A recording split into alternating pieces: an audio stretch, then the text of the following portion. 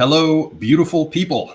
I am Oliver Perrin for Semiagog, joined today by JollyScholar888, and very pleased it is so. He's an old friend, and the subject of our discussion this afternoon will be what's going on in Cuba. I really don't know much about it.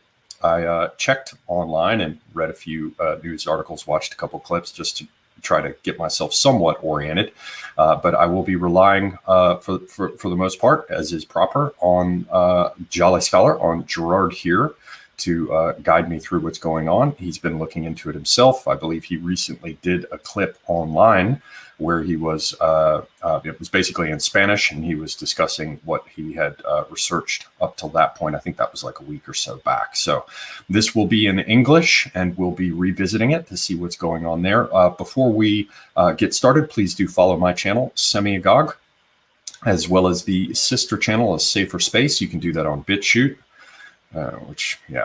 you can do it on Odyssey, which I very much hope you will do. You can follow both channels on YouTube. I'd also recommend that you follow me on Twitter, on Minds, on Gab, and certainly on Telegram.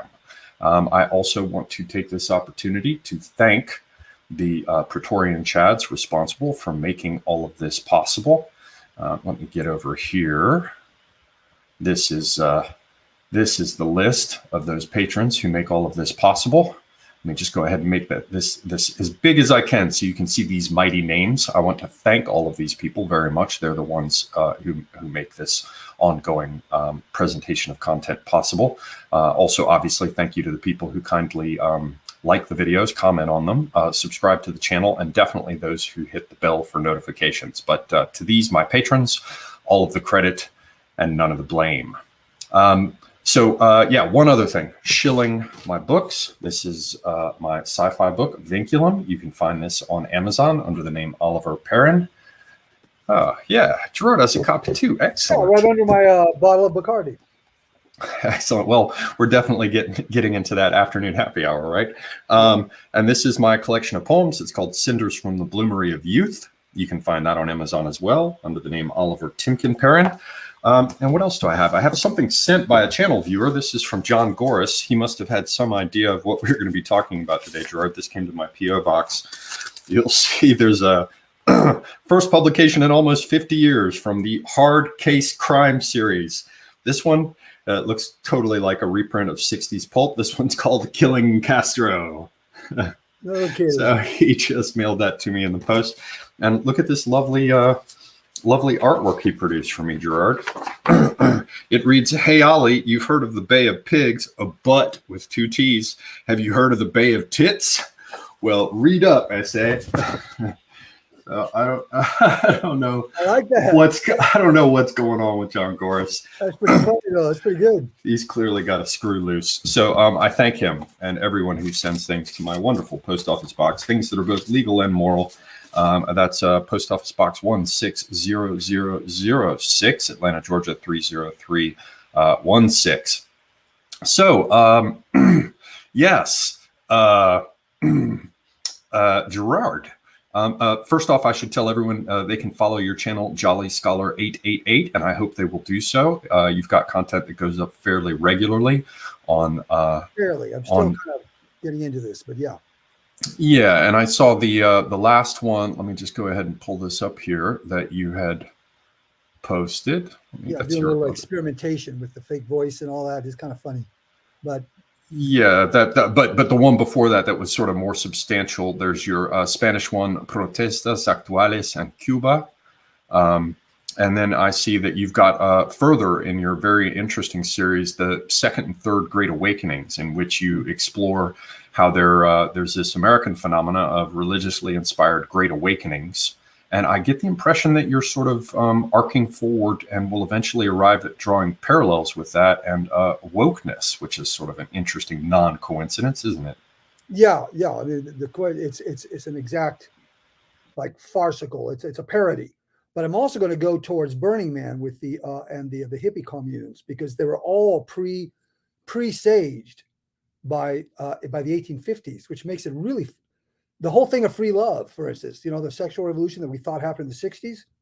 They were already doing that. 1850s. I mean, it's pretty amazing. So I'll be doing that on their intentional communities. That's the next one coming up.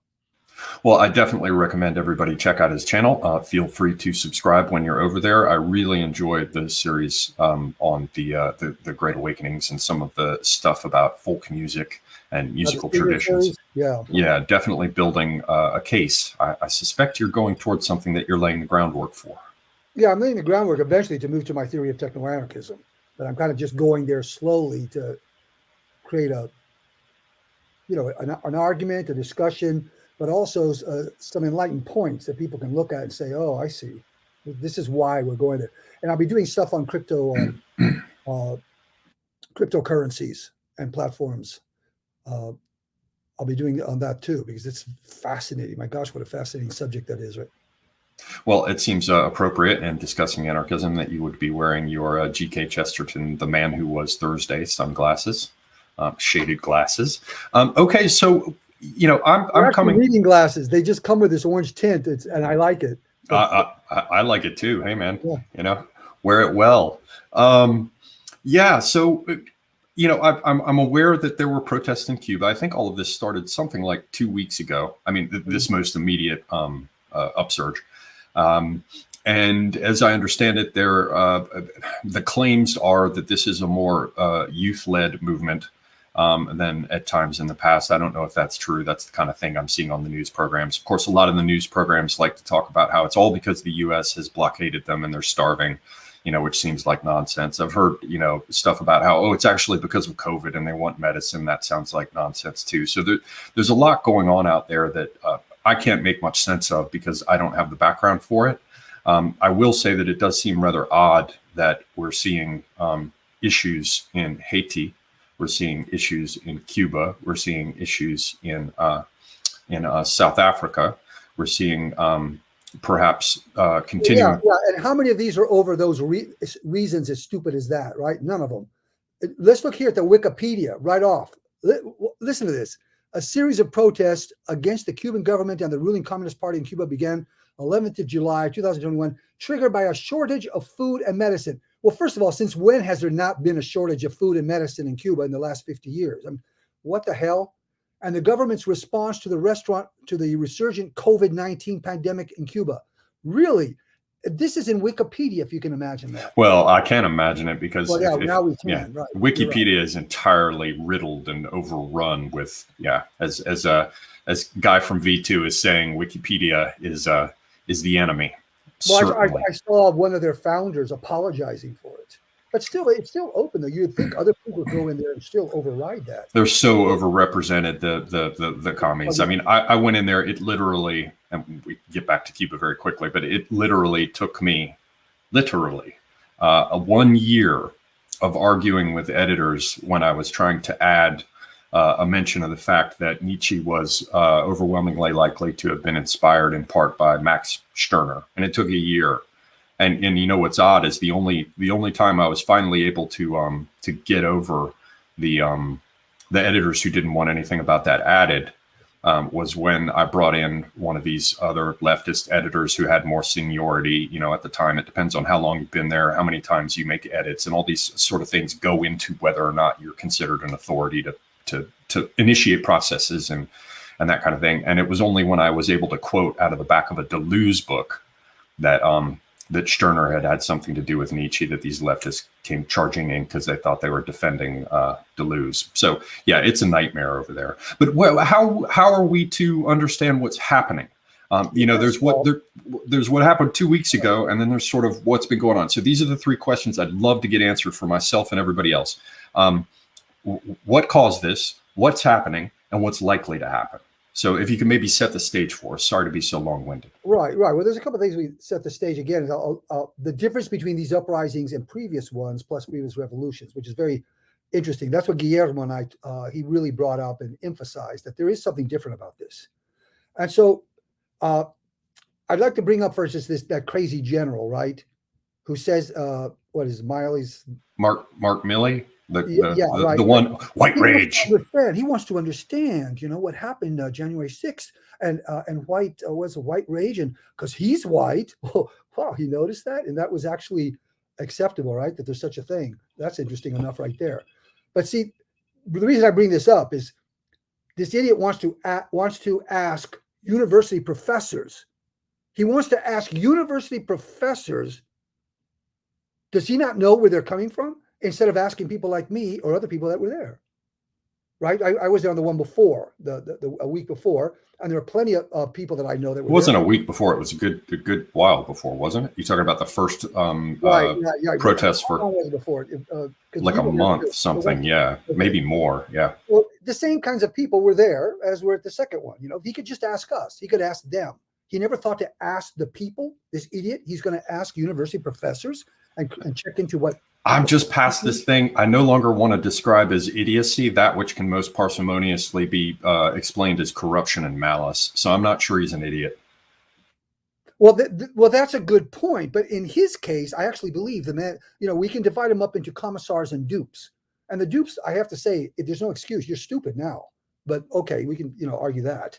I don't think he's a commissar, but he could be. He could very well be. So let's go on then. The same thing is happening here with the Cubans, right? You want to know why they're in the streets? Go ask them. They're not hiding it. I mean, they're right there in your face. Go ask them. What are they saying? If you go into the streets, if you go into any interviews that have happened in the streets, even in Cuba, nobody has mentioned anything about COVID, about shortages. Nobody. If you read the signs and they have placards, there's not a single sign that mentions such a stupid, trivial matter. What are they saying? Freedom, libertad, down with the tyranny, down with Castro. That's what they're all saying. And yet there you see what I just read off in Wikipedia. So there's the first thing right there, that they're trying to be painted as, again, this has something to do with a socioeconomic factor that has to do with some kind of social political. It has nothing to do with anything except what's been going on for the last 50 years. So what's different about it? And that's interesting. So I just want to do a little litany here. Just this will be very quick. One of the first landings in Cuba, I say this because my grandfather Alvaro Moreno was a part of it. It's called the Expedición de Jibara, and they were also forewarned. They landed. Most of them were killed. It didn't work. And my grandfather escaped. They dressed him up as a priest, and he was wounded, but he could fake a Mexican accent, so he got away with it. And he ended up in the stories about Alvaro Moreno are too much, and maybe we'll do another video someday on that, or at the end of this one. So then we go, that's 1931. Now remember, if you look at the history of Cuba, it's nothing but one revolution, one struggle for freedom after another. And there's a number of videos documentaries that you can see for yourself. There's one very good one on the Castro, the movie with called Lost. I'll get that in just a second. It'll come back to my mind, but it really shows very clearly what happened from right on the ground in Cuba. And I was there right as the revolution was already accomplished, but they hadn't announced themselves as communist yet. Oh, and very, very, very, very quickly, if I may insert, Gerard, for those who haven't seen it, there's a previous discussion I had with Gerard that was just more on the sort of historical situation with Cuba vis-a-vis the original revolution and his experiences, because he was there as a child for part of it, and his family's experiences. So if anybody wants that sort of background context for this, you can go back. It's within the last 3 months or so, I would say. Right, yeah. Yeah, and so you can find it there. It's a previous discussion I had with Gerard. Go on, please. So then Castro, the one with him and Shea and everybody, right? The boat is called the Granma. Sometimes they call it the Granma Expedition. That's 1956. Again, the enemy knew they were coming. They got ambushed, but they made it into the mountains. And so what happened then, the rest of the island didn't know what was going on hardly. But once they got into the mountains and Shea and them got on the radio, that was the big turning point. They got on the radio and they started broadcasting continually. That was a critical element, because there had been several. You know, there was the Castro tried to raid a barracks years before, 3 years before, and that failed. But he didn't. They're trying to stimulate an insurrection. But if nobody knows about it, or not enough people to make a critical mass, these things always fail. So I guess you're about. What happened to the one in with Castro? It would have failed had they not had the genius to go into the mountains, survive, and do the radio broadcasts. And does this bring us around to the whole business of the internet? I understand that as recently as like 2005, a very small percentage of the population had access to the internet. And then I think recently it's grown to being something like 60 or 65% does have access to the internet. That apparently the government has tried to lock down certain things, but you can get around it with VPNs and such. Yeah, they've got apparently it's, not super high tech, but they've got a 3G network at least now. And so that's a very new thing for them. Were you about to draw a parallel? Exactly. I was going to build up, but we don't have to do that. We could go to the Marielito boat lift, right? So how did that start? Very local. It started with somebody got wind that if you get into the embassy compound, the government can't touch you. And so there were so many people piling into the compound, it got so full. So blah, blah, blah, it goes on and on. It led to Castro finally conceding to them. And Cubans came from all over Miami and they dumped into their boats and they all left. And Castro emptied out the prisons and forced these people to take the prisoners with them. But what happened there was the reason that one caught on was only because people in Havana, they had a safe haven inside the compound. And so word could spread. But then after that, it was totally shut down. And that's what led to the Marielito boat lift. My aunt was there receiving the refugees, and she realized, holy crap, because it was pretty clear that the prisons had been, because I'm sure they didn't have prisoner tattooed on their forehead, but nonetheless, it was pretty obvious to my aunt that holy shit, we're getting certain people in here. Right. And then so we have this one, and is exactly what you said, and this is what Guillermo pointed out. This happened spontaneously all over the island, not in one place. All the other ones always either happened in one place or tried to begin in one place. But this, thanks to the internet, began all over the island, Santa Clara, Havana, of course, and Santiago, and other places. And those are like the three major cities, but it happened all over. And so this was very, very different. This had never happened before. And do we, I just wanted to put in there, I was in, more or less the Middle East. I don't consider Turkey exactly that, or at least not all parts of it. But I was there around 2009 when everything began to ramp up towards the so-called Arab Spring. Right. And of course, when you look at that, and I mean, I heard about it even at the time, it was all about social media that made this possible, and that was some spooky shit. There were spooks all over every aspect of that, whether or not you want to think of them as the official, unofficial spooks, like working for a 3-letter agency, or if you want to think of it as sort of the assets and outboard aspects of sort of the technocratic social engineers, who work in the big social media companies and the rest, search engines, your various companies whom I will not name. Is there anything to indicate that there's that going on? Like, could this be Christians in action doing their thing? I mean, did this really just spontaneously happen? Christians in action being that's the conclusion of everybody. Yeah. Well, I know what you're talking about with the Arab Spring, because who the hell did that benefit? Yeah, that's all suspicious as hell.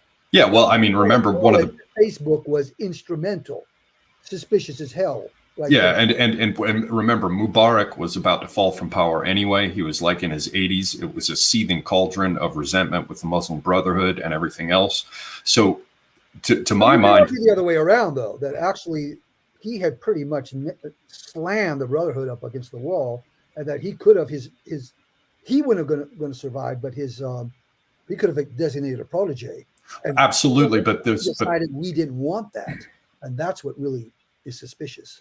Yes, but look what happened. I mean, we don't need to get into Egypt, but you had Mubarak go down, and then basically all of the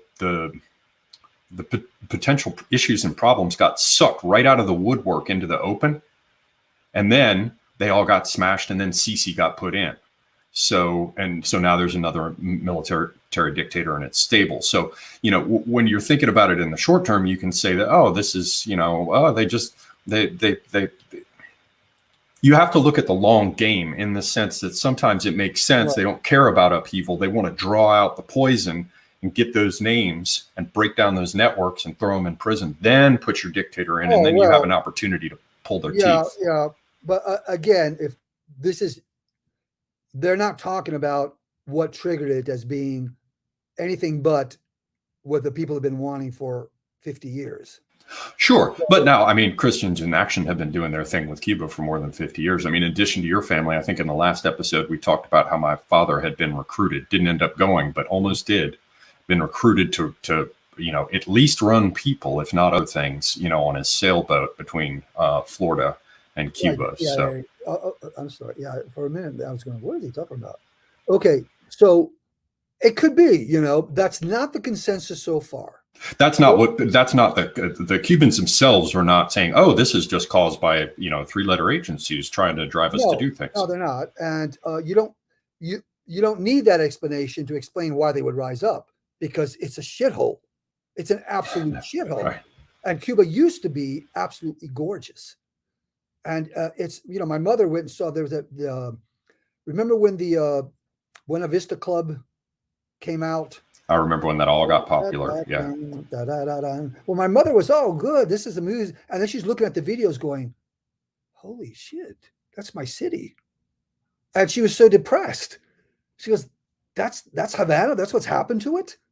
No, you don't, it could be, they could be involved, the Christian information, whatever it is. Anybody, all of that could be true, but also sometimes, Occam's razor, the simplest solution is the best one. And the people are sick of this, and they've been fighting it for 50 years. And Castro has a system that is really, really repressive. I mean, he's got it down to a science. Well, let's be clear here, because Castro passed away, we're told anyway. Raul was in control for a while, and now what's happened is, we don't understand that the Castro bloc is the same. I didn't mean to say the apparatus sure. is the same. For instance, if you go if you go to Cuba as a tourist and you're staying at the hotels, and the whole thing, right? There's two different economies. The hotels can travel in dollars, and the Cuban people can't. Yeah, there's something going on with up until recently, there was the normal Cuban peso that had a 1-to-24 relationship with the dollar. And then apparently they came up with something called the convertible peso that had 1-to-1, and they were trying to run these two systems at the same time. And then apparently just recently what they've done is they've rolled the convertible peso back up in with the typical peso, meaning none of them will get special treatment and a 1-to-1 correspondence to the dollar. And as a consequence, in addition to their already crazy inflation, they just had a new spike of it. So, some people claim that that's part of what is driving this reaction, but go on. No, again, I would say that could be true. And a million other things could be true. But the basic thing is the people are so pissed off and they're so sick of this. And if you look at the history, you'll see that they've been trying. This is not like the first insurrection. They're happening all the time. The difference between this one is that it happened all over the island, and that's a real positive development.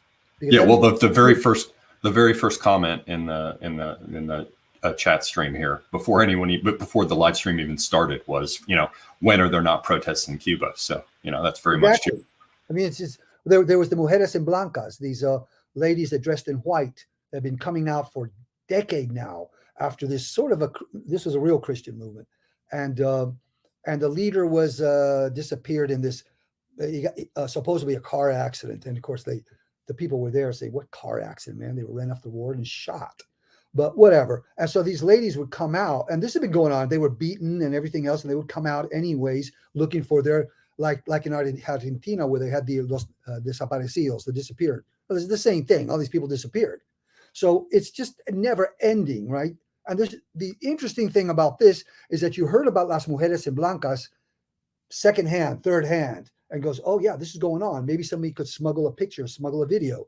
But what happened with this one is, since it happened all over the island at once, there's tons of material. If you go online, you'll see all kinds of material in Cuba, at least on the first couple of days.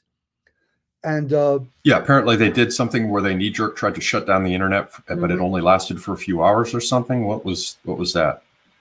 Well, they tried to shut it down, and the main thing is that they can identify, houses where it comes out and things like that.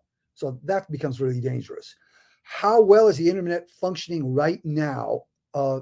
We don't know. How much activity is going on there? We also don't know. Unfortunately, it looks like Castro, I keep saying Castro, the regime has now got a handle on this, and they have identified a lot of the people involved in the demonstrations, and they've gone to their houses. They've rounded them up. Yeah, the numbers I hear are something like, a little north of 600 people have been arrested and only 100 returned. Now, that's what we hear about. But yeah, at least the talking point number is at least 500 people who, got buried somewhere and nobody's seen them since. So, I wasn't in town when the thing came up to Miami. I didn't realize I wasn't in touch with this Miami group. So Monday was a big demonstration here in Miami. I mean, here in DC. It was really, you should see the videos. It was prolific. It was really well done. And of course, there were 3 Anglo communists there, showing support for Castro. They're lucky they didn't get killed. They were behind a wall of policemen. So, and my cousin Wendy, she's really been active down there in Miami, which is really nice to see. In fact, I'm gonna do something with my cousin Armando. That's his daughter, on this subject as well. So right now, it's already seems to be, you saw the thing with Pitbull. He did a really nice job. Pitbull issued a video on this. Who's Pitbull? The rap artist from Miami. Some of your friends are going to really laugh at you. No, I don't. I don't know. Yeah, Pitbull's pretty big. He's huge. And he did a thing on the internet, on YouTube. Funny enough, Snoop Dogg did something in favor of the Cuban SOS, which really surprised me. So there's a few celebrities, but here in America, even if it does keep going, short of an invasion, I don't know how much good that does. So you're saying in terms of that third question I asked, what's going to happen at this point, and you don't think the prospects are particularly good, at least not in the short term? Not with Biden. Guess what? What a joke. He did a sanction against the Cuban leadership. Oh, well, my gosh, they're just going to stop all the repression now. What kind of an idiot? Who did he think he's fooling into thinking that was even an act? Right. It's the usual thing. If we just stop, if we just stop annoying and being rude to the criminals who are raping and fucking us, then surely they'll stop. Yeah. It's the usual thing. Oh, don't talk to them that way, because then you'll lose public support and then you'll just anger them. It's this whole thing of, we'll whack their pee-pee by they don't get as much like. Could the Cuban leadership give a rat's ass what our government does as far as sanctions against them? Yeah, and there's a more important one that I heard about. Maybe you can tell me more about it, because I believe you lived there as well. Venezuela was shut down, and apparently I'm not sure on the details on this, but if I'm not mistaken, fairly recently, sanctions, at least some of the particular sanctions on Venezuela that the United States had put in place that specifically affected their ability to assist Cuba had been lifted. And so now Venezuela and Cuba are getting their whole thing going again. And as I understand it, it's... I mean, one sinking ship, but the people are jumping out of that sinking ship into this one. Yeah, and it's kind of a triangle. I haven't looked at it closely, and I really actually should have before this stream, because you have to make sense of them together, I think. It's Nicaragua, Venezuela, and Cuba. And I understand that there's been, if I'm not mistaken, I did not check it properly, but it looks like there's been some upheaval in Nicaragua as well. And so, I think with Brazil over in the hands of Bolsonaro at the moment, who's certainly of the right, and Bolivia kind of being slapped back and forth and being so damn poor anyway. Colombia,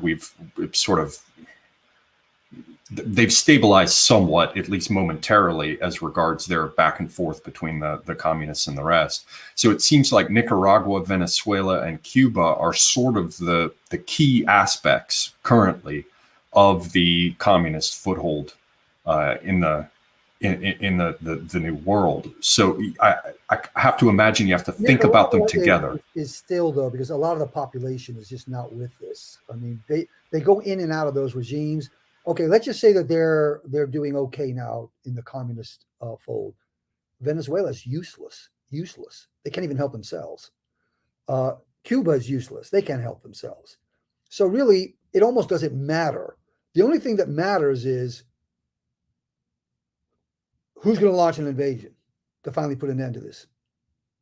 Well, I like your. Biden is not going to do it, but forget it. Biden is this weasel. And oh, by the way, did you see? You might not have seen it. They did a kind of a town sort of thing, but there in Miami, it was Hannity with DeSantis and Rubio, and it was done at the Versailles. I know it's a French sounding, the Versailles, but there's actually an interesting contact with France and Cuba via Haiti that sometime we might want to talk about, which is very interesting. But anyways, the Versailles, I remember growing as a kid on the Sauceda, which is Calle Ocho in the Southwest. They would call it the Sauceda, and Calle Ocho is the 8th Street. And that was, you notice how the 8 pops up in my life a lot, right? So 8th Street, the Calle Ocho, was like the heart of Cuba, Miami's little Cuba. And so my grandmother lived right off Calle Ocho, just a few blocks. And the Versailles was a restaurant that everybody was very, very popular. Across the street is La Carreta. Versailles has so many people now that go there. It's almost a tourist attraction. The food was fantastic. Now I just think they're cooking to too many people, but still. And it's a place to go for social events, right? If you have a baptism of Mary or whatever. I mean, Versailles is like very prestigious, very nice place. So they had this at the Versailles, and it was really interesting that DeSantis, Rubio especially, came out and said, well, the real problem is that here in the United States, in our Democratic Party, we have a huge proportion of the party that is in favor. I mean, he just came out and said it. We have communists in the Democratic Party. Rubio. He just came out. I guess that's the one place where he pretends not to be a cuck is when dealing with the Cuban issues, because everywhere else he's so repulsive and useless. Yeah, I haven't seen that, but okay. But yeah, in this matter, he was one of the. He just came out and said it. We're dealing with a regime here in America in which the Cuban repression is not offensive to them. They support it. And so we've got one hand tied behind our backs. What is it? Only the Republicans, and then we have the rhinos to deal with. So he was kind of pessimistic about Biden's going to do nothing. The Democratic Party, if anything, is in favor of them. What can we do? And I think that's... Well, Biden has still not at least lifted the sanctions that Trump put on Cuba, has he? I'm not trying to defend Biden, mind you. But... He didn't lift them. He did loosen them, yes. Did he? Okay. Yeah, we can Google that. He absolutely did. Trump had something much stronger in place. Well, let me come back around to this. You seem to, I love the old school right-wing Cubans. God bless you all. There's a couple of guys that come on the line saying, the Cubans are, and my thing to them is, hey, they've been that way all along. Where have you been? So let's come back to the events that are going on there. Cuba just Libre, because. By the way. What's that? Cuba Libre. Nice. And we call it la mentirita, the little lie, because it's not libre, right?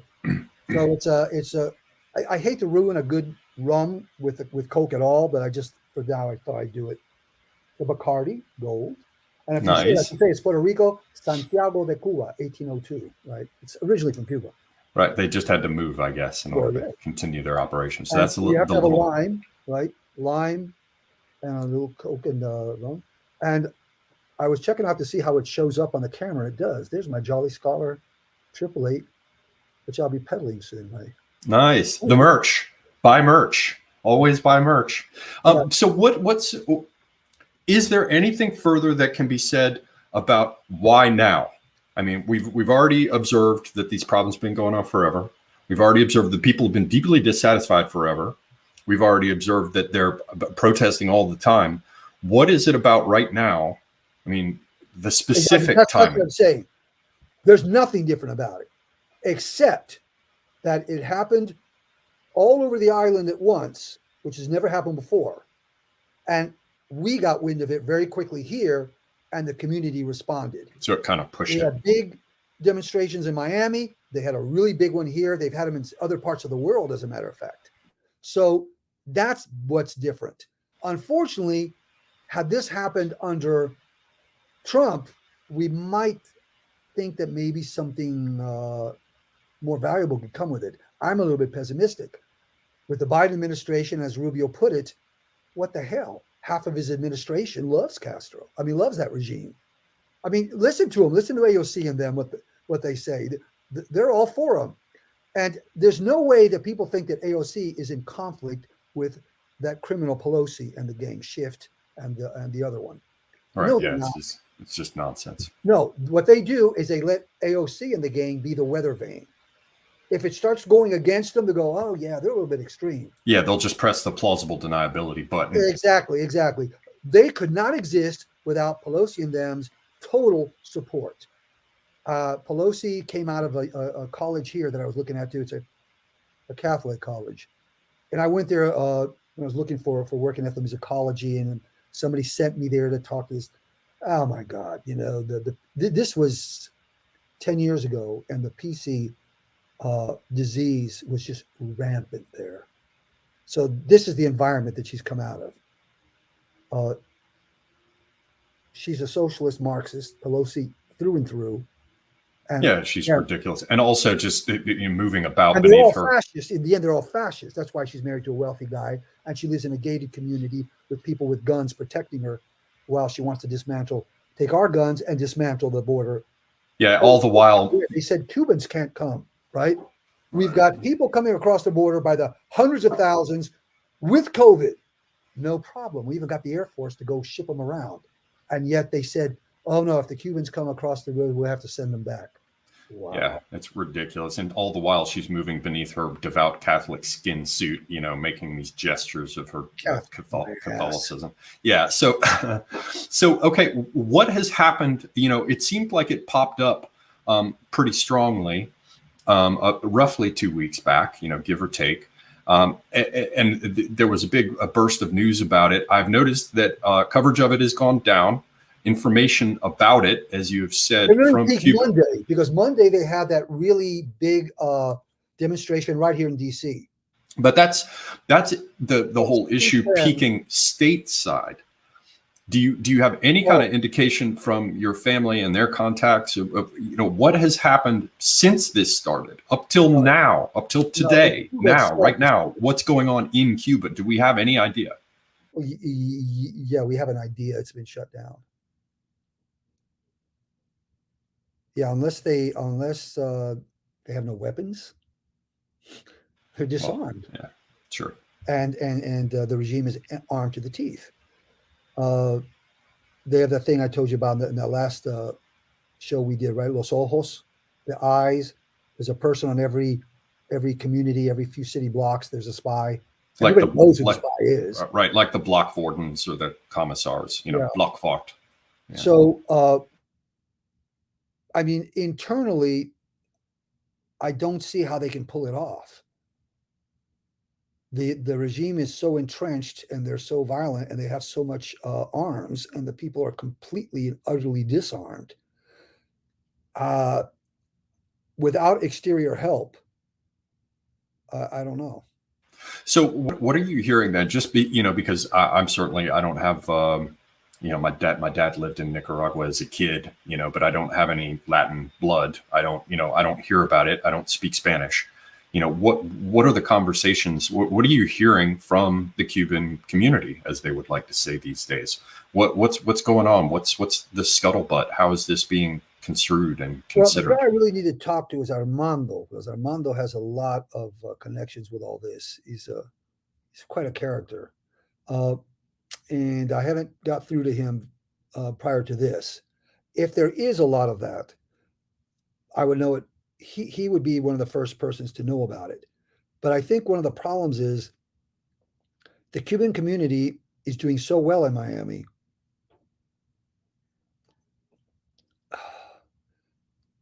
You kind of wonder, and I'm just guessing, do they want to get involved in launching another Bay of Pigs?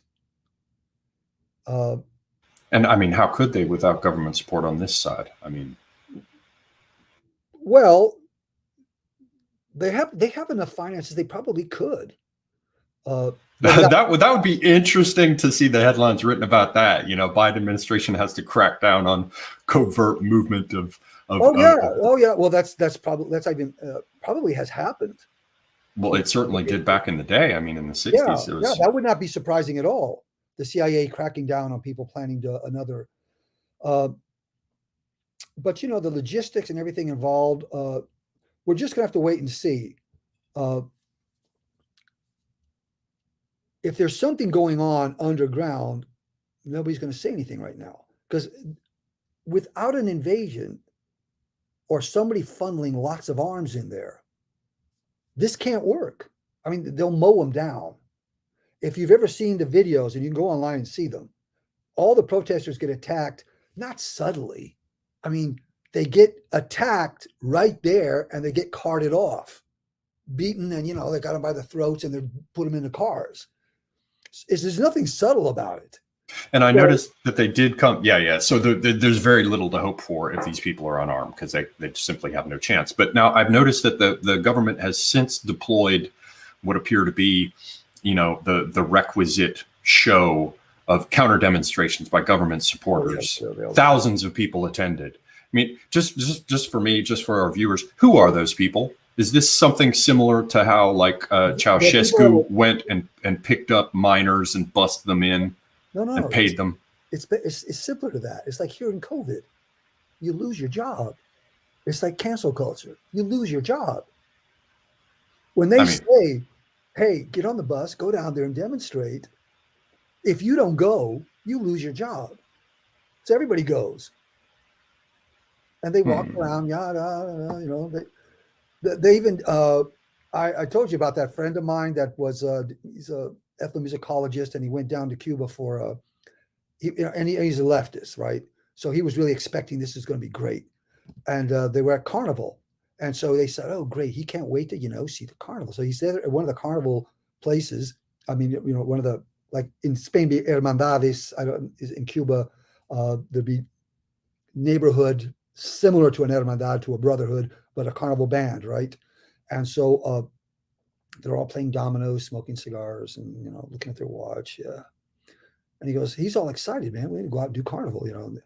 Yeah, we're going to do carnival. So it's time, and he goes, oh, great. And so they get up, they put on their stuff, they go out there, do some carnival, come back. They didn't give a shit. And he was like, wow. That's what it's like when you live in that kind of system. Nobody gives a shit. You know, they pretend to pay us, we pretend to work. So if they don't go to these demonstrations, they don't have a job. Right, there's going to be hell to pay. Yes. Well, what do you see any kind of connection? Sorry, this is, you know, it's you're well familiar with me by this point after all these decades, and you know that very often, you know, I come up with nothing, but my habit of mind is this thing of to look for connections. And so, do you see? Can you discern, even if only an outline, or even if only speculative or whatever, any kind of relation between what's going on now in Cuba and Haiti and the upheaval there? You know, and the claims about the U.S. getting involved and the rest. There's an interesting connection, obviously, with Haiti and Cuba, but it goes back so far. It's not terribly relevant. But during the Haitian Revolution, a lot of French people came to Cuba, and that thing that's so utterly Cuban, the danson is actually brought by the French aristocrats from Haiti, well, Creoles. And this mixed in and became one of the most famous of the Cuban musical forms, the danson. It's actually from the French came over from Haiti. So it's not like Cuba and Haiti don't have a connection. They do, but in the recent decades, it's almost zero. So what's happening in Haiti now is still being unraveled. Like, were these just mercenaries, or was this CIA? I don't know. but they're trying to overthrow a regime there, which happens in Haiti continuously. Because Right. every single, from Papa Doc, even before Papa Doc, and then baby Papa Doc, that is so common over there that it's very difficult to read anything into, oh, another Haitian leader gets assassinated. Wow, what's new about that? Right. I mean, I Haiti. was in that band with Haitians, the Castle de Haiti in Atlanta. Oh, you were back in the day? Yeah, we were a reggae calypso band, Jean-Pierre and Beauvoir. It was Jean-Pierre, I forget his last name, and then Camille Beauvoir. And I could tell you a lot of stories about that, but they had lots of interesting things to say, having to do, for instance, relatives to the Masons. And then I can make connections with Masons in Cuba, which is very, very big. Oh, okay. Now, wait a minute. This will just be, this is just an entire side thing. If you're just going to pull this rabbit out of a hat. That's there. No. I like that. Let's go ahead. And I mean, we have some time. We have plenty of time left. Sure. What's all this business about of Masons in Haiti and Cuba? Yeah. Go ahead. Set the stage for us. Some of the oldest Masonic houses in the United States, too, are actually Black. And in Haiti, some of the very oldest Haitians in the New World, Masonic, were in Haiti. And so Camille, it wasn't Camille, it was Jean-Pierre was a Mason. And so we would talk about this, and they would talk about the Loa and the spirits and all. What they said, they let me know there's a hierarchy, which is how it's also integrated with Christianity, which is you can summon the Loa with the chant and the rhythmic beat. And this is, of course, with Judeo-Christian, you cannot summon an archangel. They don't come because you call them. They come if they have something to tell you or if they feel like it. But you can't summon them as a magic operation. So that's a very clear delineation between everything that is African and then everything that is just overlay with the Masons. And how? So yeah, I thought we were going to Masonic influence in the islands. So the Masonic influence there is that you can't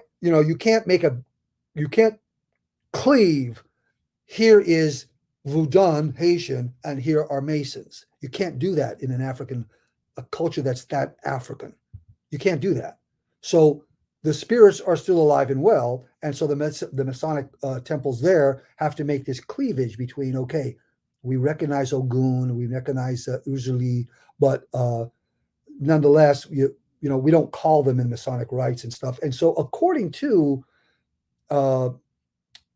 Jean-Pierre, the Masonic, again, I'm not trying to be ethnocentric here, but the Masonic entities, the Masonic power, call it what you want, was more powerful than the Loa. But they basically, what I'm hearing from you is that they're a secret society operating still in the islands, and they continue to this day to have power. Oh yes. So Freemasons in Haiti and Cuba. Right, and yes, I have personal, very close relationship to people. The Masons in Cuba are very big. Wow. So what do you think there? I mean, that would seem to me to be something that immediately the government would want to rip up by its roots unless they've subverted it. What's the story there? That's interesting. Because obviously my connections with it would not say they've been infiltrated by, in fact, my close contact came to America, and my father was instrumental in getting a number of Cubans the hell out. This is after the 59, right? This is the people that left when it was no longer legal to leave. I have one cousin that got in a boat, and ended up, he didn't end up in Haiti, I think it was Jamaica, but just drifted, on a boat. And then I have another that came by plane. And according to this source, they were going to kill him because he knew a lot. And it was his Masonic brothers that said, okay, when you get here, do not get aboard that plane. Do this. And he to this day says that's what saved his life. Again, I don't know for sure. This is all anecdotal, but it's pretty intimate. I mean, these people I know. But the idea is that the Masons are still there and they operate as a community in some fashion, supporting each other, and they're not without their own power. Absolutely. Yeah. And you just don't know how to explain how that continues when under a communist regime. Yeah, I don't know how that's happened, frankly. I guess they're just really even reconciling Masons with Catholic Haiti and Afro-Cuban, Afro-Haitian Loa is, it's a little. That's a little bit of a stretch, right? I mean, it doesn't exactly just, oh yeah, that fits together nicely. No, it really doesn't. But nonetheless, I can assure you, it's a fact, right? It's a fact, right? So it's sort of like we talk a lot about this. He was a Mason. The Masonic houses are very important. They're very well respected. And likewise in Cuba, the Masons are very well respected. So I would guess that just like wiping out the church, the regime might have had to think twice about wiping out the Masons. Well, let me ask this. A lot of people... I don't really know. Right. And we're speculating. We're talking shit, anecdotes and the rest. I mean, you're sipping a tasty adult beverage. So this is as it should be. I'm really pleased at how this is, how it shines through, because I didn't know it would shine through that well. I had that made. A little bit of self-promotion, yes. But I mean, there would doubtless be a lot of people in the comments, and they would very likely jump in and say, "Oh, the Masons are actually proto-commies, and so the Masons themselves and their secret lodges are spreading this utopian crap, and so they are to some extent themselves responsible for communism." I understand where they're coming from, and they're not that far away, because I mean, if you look at the Onadians and other people. You'll see that in my next video. Yes, but then again, just because they were kind of utopians, after all, almost all of the founding fathers were Masons. That doesn't mean, don't confuse that with communism. Communism is a return to an authoritarian. It's a creation of an authoritarianism that has never existed on the planet before. There is no system of authoritarianism like the communist. No Khan, no Pharaoh, no king, no emperor ever had the power of a Stalin, of a Fidel, of a Pol Pot, of my little Chinese friend. What is his name?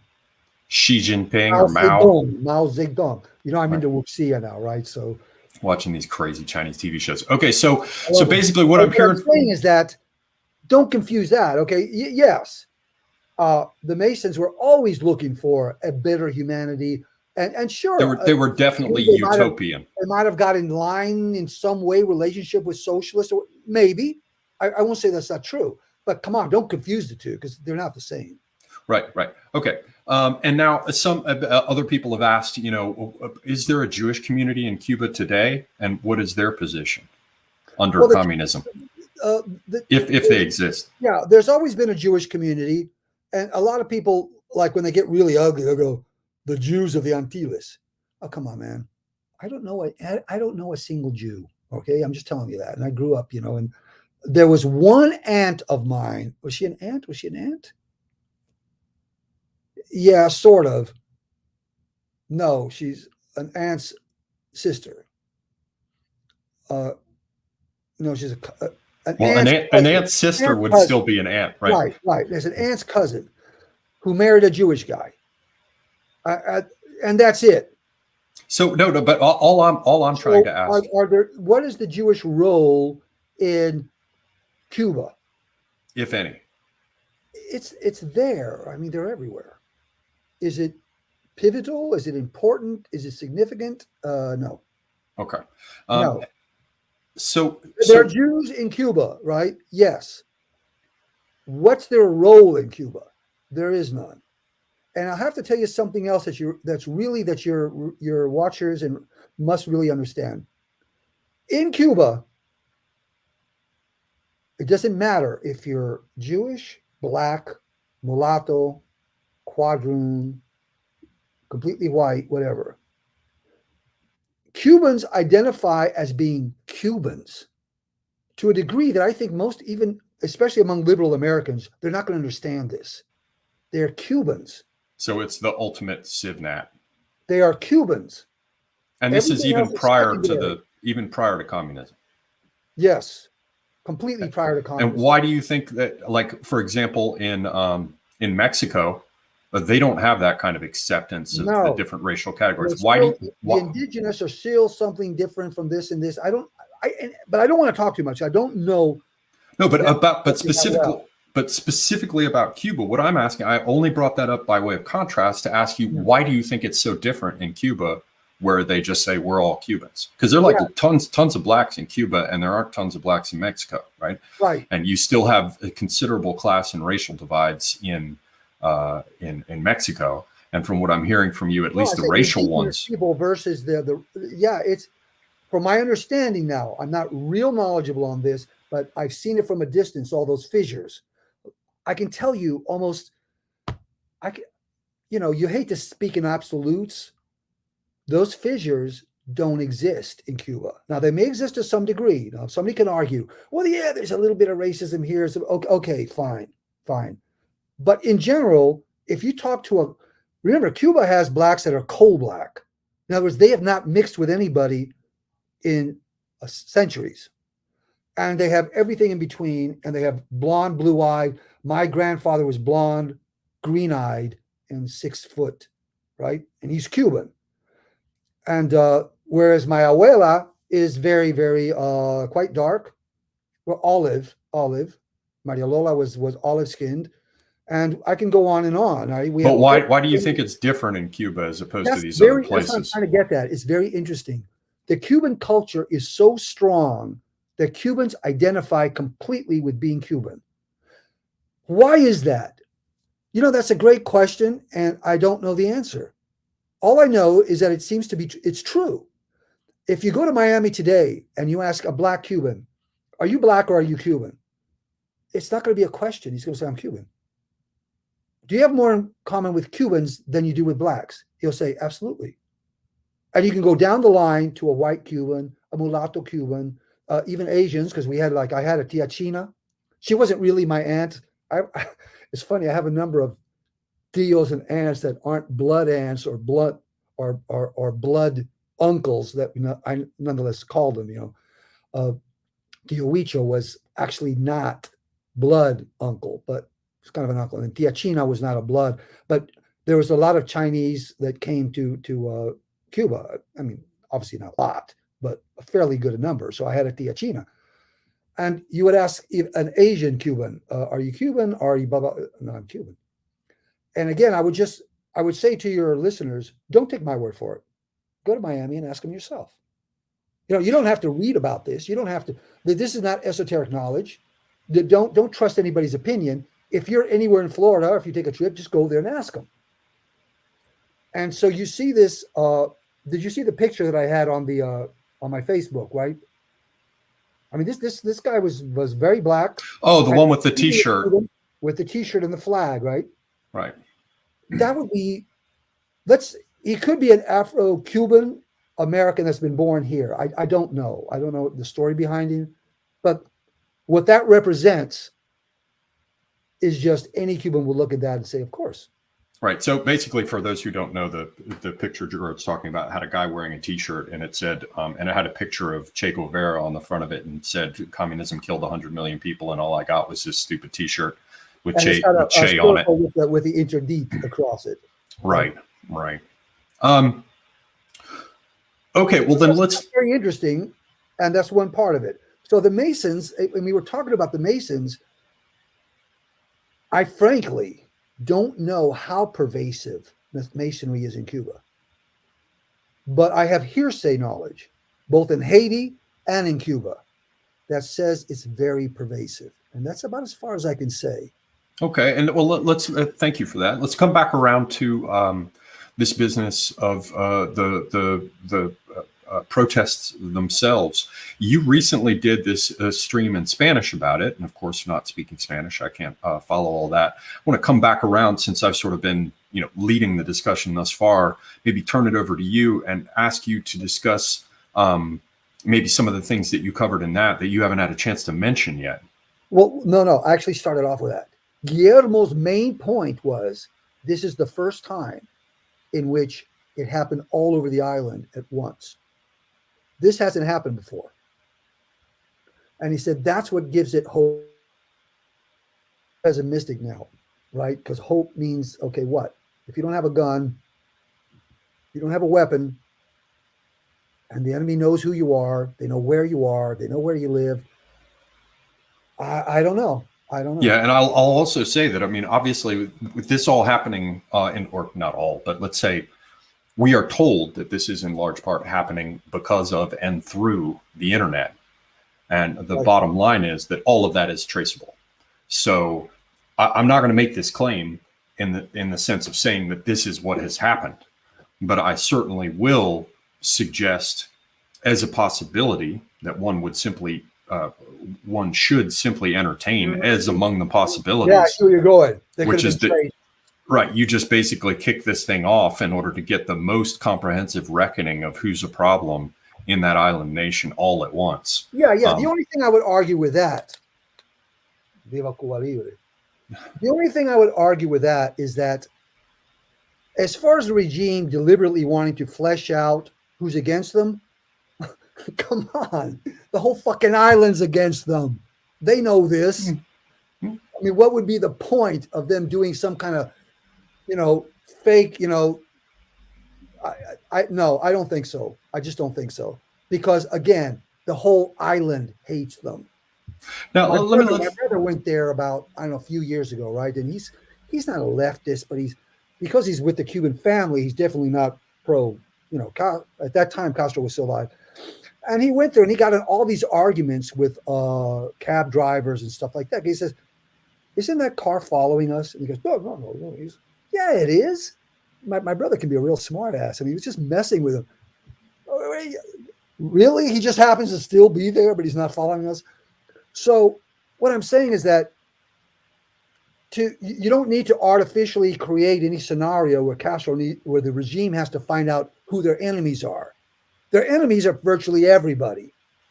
So, well, let me ask you that you don't think that there are any still communist true believers there? Well, yeah. So you're just pulling out of your ass, you're just guessing it, right? But if you had to guess, what would you say the percentage breakdown is? The percentage is directly related to those that are benefiting the most. So you would say that it's kind of inner party and outer party support the regime, and then the vast majority of the rest of the population don't. Absolutely. All right. This is like a known fact. Castro lived like a king, and if you want to live decently or pretty good, man, you better kiss ass. Right. And so those people, they're for the regime, whether they are or not. They're acting there for the regime. What population proportion would that be? I don't know. Less than 1%, I would guess. But 1%. Maybe there's enough of them on the payroll for 2%, 3%, 5%. I don't know. Right. But it ain't north of 10. No way. Okay. All right. Well, that's something, yes, to consider. So we have a number of dangling questions, which I'll just revisit and see if it prompts any response from you. If not, that we can then move on. But one of them is there any relationship to this business going on in Haiti at the same time? Maybe, don't know. Yeah, I would have to say I don't know for the reason why these two things happen so often in both places that it could just be a simple. I mean, in this case, I'm not a big believer in coincidence, but it could be.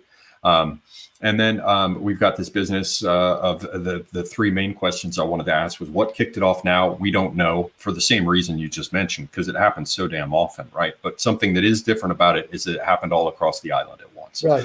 The second thing is what's happening at present.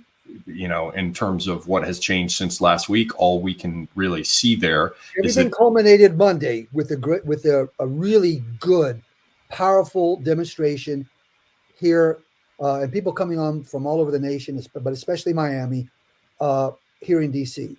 And since then, well, we have to watch. And then there was the big Pitbull did a big a video that went. Is YouTube going to promote Pitbull's anti-communist video? I doubt it. Even Snoop Dogg, right? You didn't even hear about it, which I'm kind of surprised. Ask your people, the people that are watching you, did they know that Snoop Dogg did a video, a pro Cuban liberation, and that pit bull did as well. Yeah, we'll see. You can see the chat comments as well as I can. So you've asked. So there's a delay of a few. Wait a minute. Maybe there's a delay of a few seconds. So we'll see. But there now, we go. but before we and in terms of the third question, I wanted to ask about how this is going to go and where this is likely to go.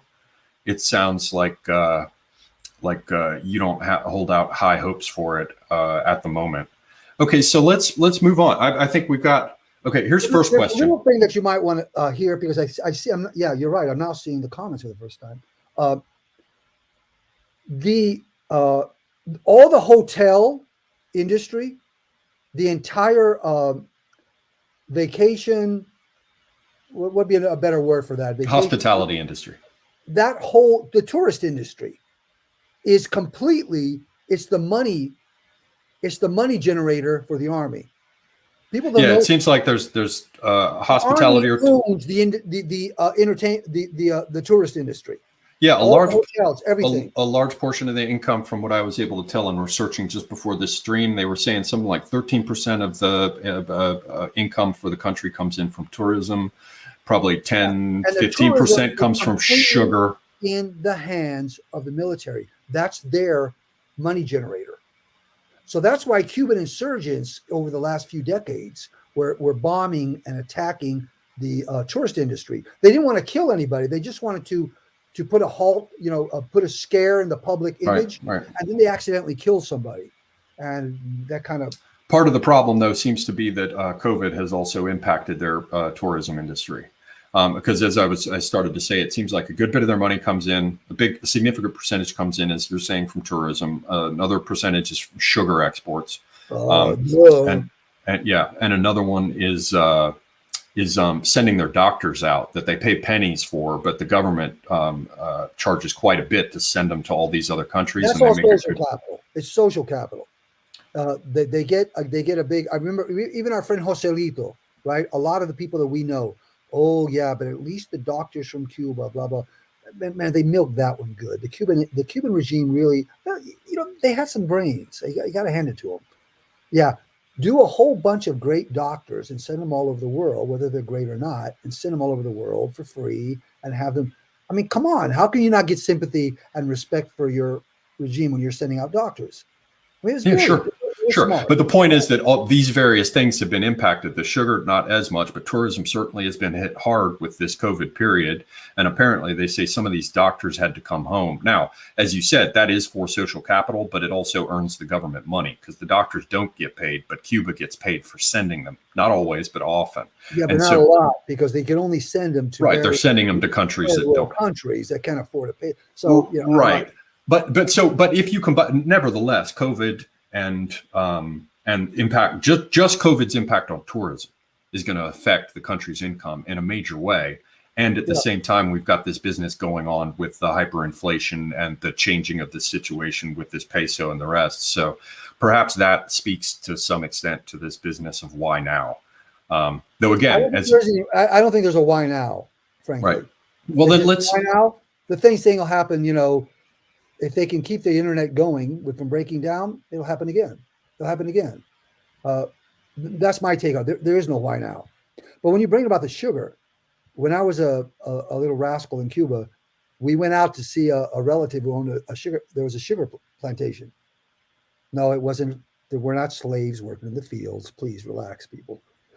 It was, but I remember going, in the car, riding down because the guy who owned it. Put me on a horse, and I was riding down this dirt road, and on each side was nothing but sugar canes. And then we stopped, and the guy actually stopped and took a machete and cut it, and had me taste the sugar. So when you look at Cuba, was a gold mine. You have to be an economic idiot to have fucked it up. Just tobacco and sugar. Even if you just go tobacco and sugar. How could you go wrong? Yeah, there are two things that everybody wants. There's a reason why they put sugar in all the food. I'd be smoking my cigar right now if it wasn't. I'm not in my RV, so. Right. Yeah. Well, then let's. But what I'm saying is that the system screws up everything. How could you screw up sugar and tobacco in Cuba? Right. But they did. So even the sugar coming out of Cuba is not anywhere near what it used to be. Well, then let's come back around. I would like to open it up for questions from the audience if you're cool with that. Yes. But to do a couple things. Let's buy some time for them to ask good questions. Because there's a little bit of a delay in the rest, and they got to think and type it in the rest, and we got to get some questions rolling. So please, if you want to ask a question, put at Semiagog at the beginning of it, so it'll come up with an orange highlight for me, and then I'll be able to ask Gerard about it. But before we get to that, two things, Gerard. So be putting together questions in the background, people, and as they come up, I'll check them and ask Gerard about them. But define slave. No, don't look into the abyss, Gerard. Control of your own currency. Don't gaze into the abyss, Gerard. This is the kind of thing that a college professor would say, right? But just a person who has never known slavery and never known poverty will confuse it with some abstract, ridiculous notion like that. I should have never let you know that the chat was going in the background. Do not gaze into the abyss, or the abyss will gaze back into you. Okay. Wow. I will define slavery. I will take the poison for you. Obviously never been a slave, have you? All right. Well, have you? No. All right, well, I've never had a person say that slavery and poverty or slavery and this are the same thing. Well, let's do this. While people are putting together questions in the background, and they'll put an at Semiagog on them so that I can see them, I'm going to ask you two things. One, is there anything else about the current stuff going on now, setting aside any questions that might come, that you didn't cover that you wanted to?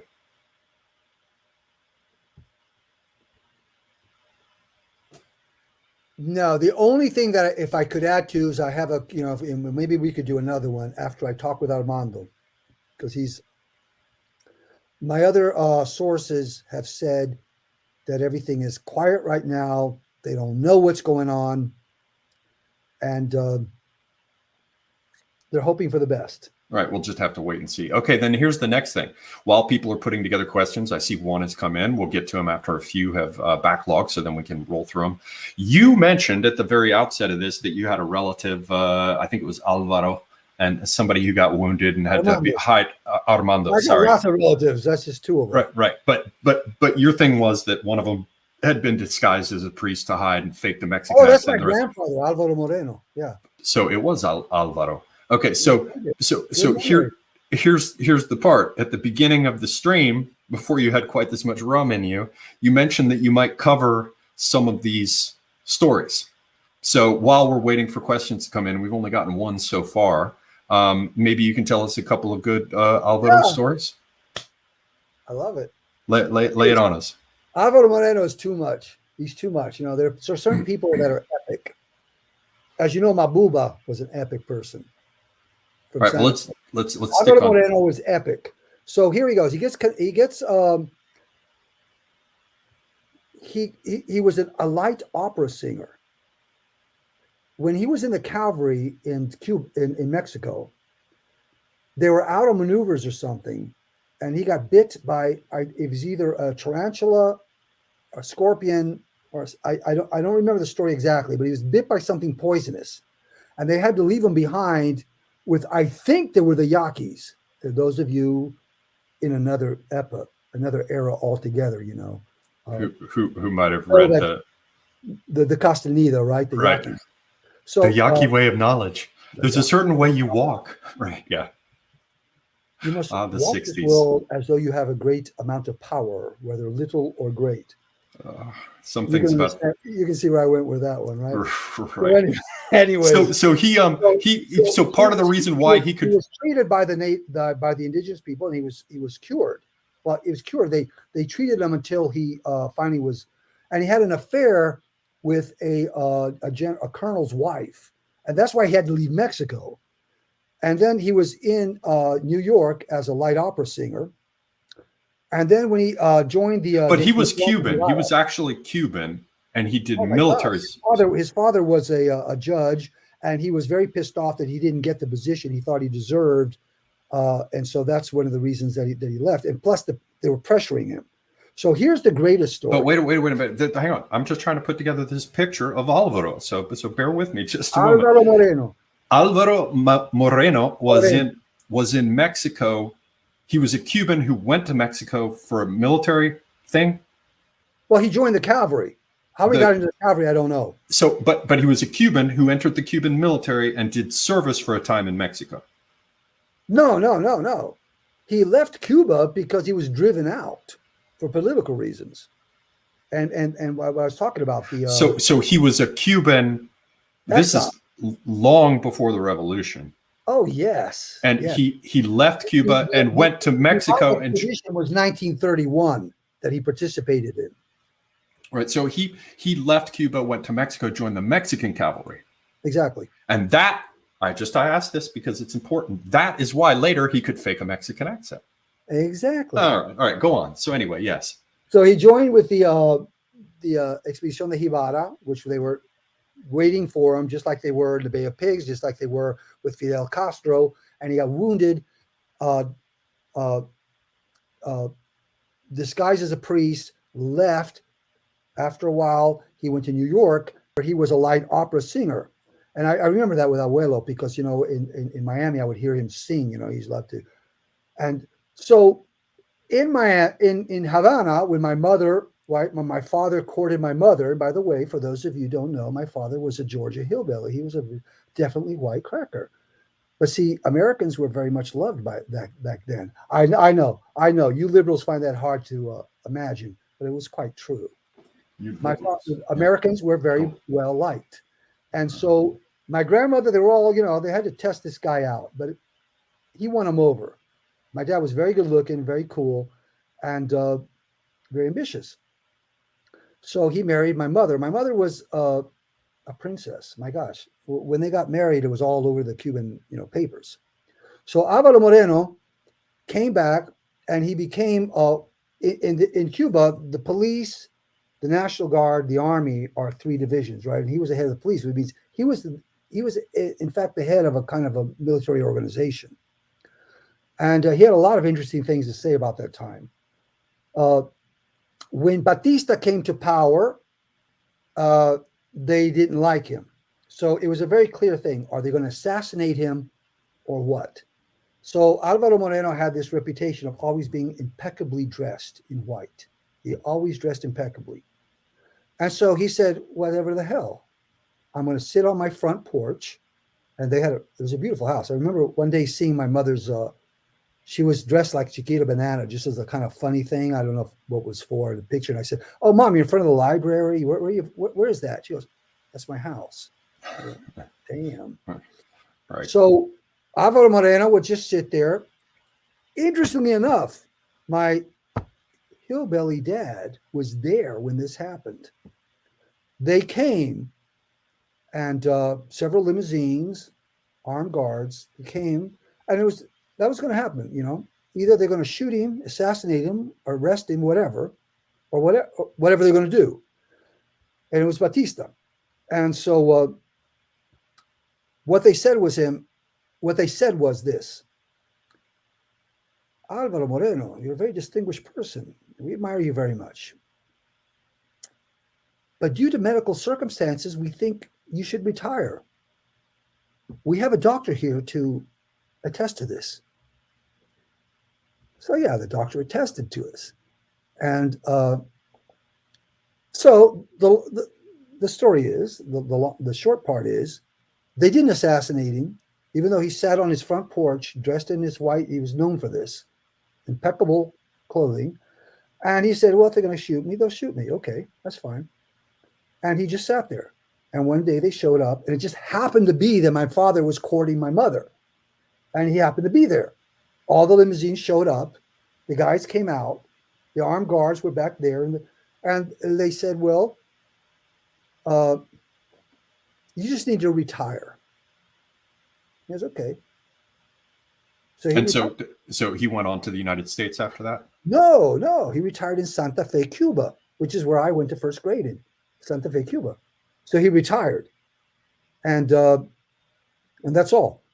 And he stayed there. He stayed there ever since. No. He did finally come to Miami, and that's the whole. I think we talked about that. My grandfather and grandmother loved Fidel Castro, and at the end, if they could have killed him, they would have. Right. So it was that turnabout thing where everybody, he had been claiming that he was a humanist. He's not a communist. Oh, no, they has loved, no interest. Yeah. all my family loved Fidel Castro. Right. Because they didn't like Batista. For and more this, on. And it was not class. It was not poor people versus rich. Obviously, Alvaro Moreno was in the upper classes of Cuba. My mother grew up in that class.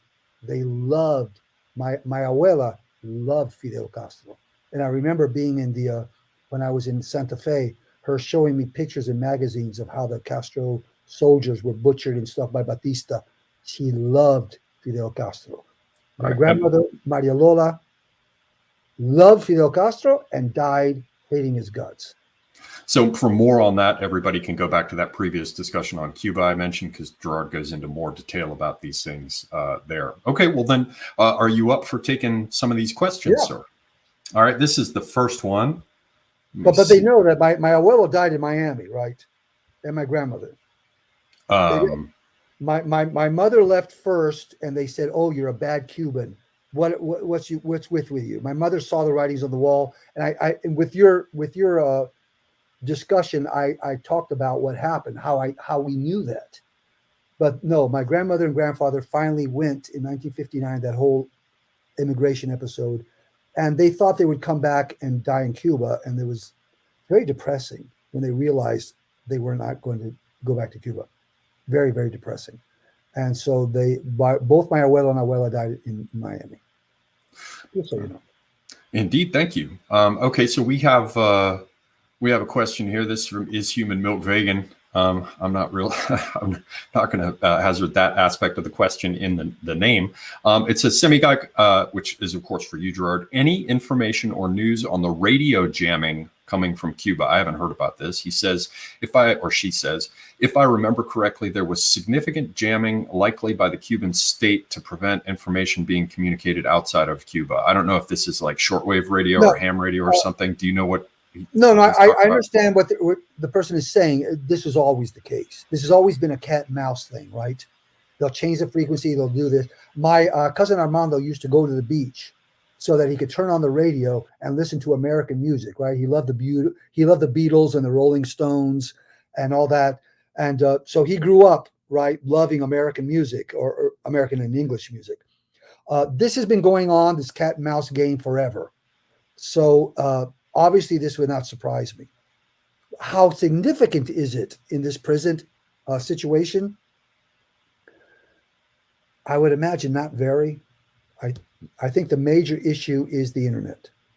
Right, because it's been the barrier all along. Can you hear me okay? Sorry, I got cut off Yeah, there. fine. Okay.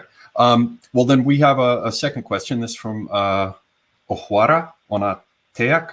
I don't know. Santeria. This is could Jolly Scholar talk a bit about tobacco and its history of ritual use in Santeria? I'm not familiar with any of that. I know it's used along with rum and sugar and spices, but what is there anything you can observe on that, Gerard? Well, there's I would guess that this person is aware about Un Cimetière from Haiti. Right, like it's a variant of Gede, right? Right. Very good, Oliver. There's a variant of Gede. So he sits there with a big cigar and smokes and drinks rum. Now, rum is not a sophisticated drink, everybody. I mean, really, right?